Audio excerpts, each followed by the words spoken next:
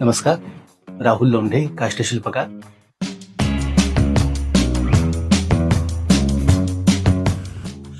आतापर्यंत मला जेवढी शिल्प मिळालेली आहेत किंवा मी ती बनवलेली आहेत ती उघड्या डोळ्यांनी मी पाहिलेली आहेत. परंतु आजचं शिल्प जरा वेगळं आहे, कारण ते संध्याकाळच्या वेळी मला एका मोठ्या बुंध्यामध्ये केवळ स्पर्शानं जाणवलेलं आहे. अशा शिल्पांसाठी मला खूप छान अभिप्राय मिळालेले. त्यापैकी एका अभिप्रायाचा मी उल्लेख आपल्यासमोर करतोय. सातारमध्ये कला वाणिज्य महाविद्यालयाचे प्राचार्य डॉक्टर यशवंत पाटणी खूप मोठे वक्ते आहेत.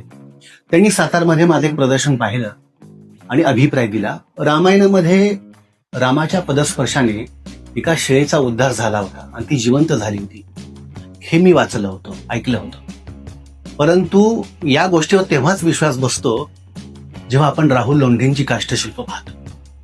माझ्यासाठी हा अभिप्राय खूप मोलाचा आणि महत्वाचा आहे, कारण इतक्या मोठ्या व्यक्तींनी त्यांच्या साहित्यिक भाषेमध्ये तो द्यावा आणि त्या अभिप्रायामुळं या काष्टशिल्पातला जिवंतपणा कळावा, लोकांना समजावा, इतका तो अभिप्राय माझ्यासाठी महत्वाचा होता.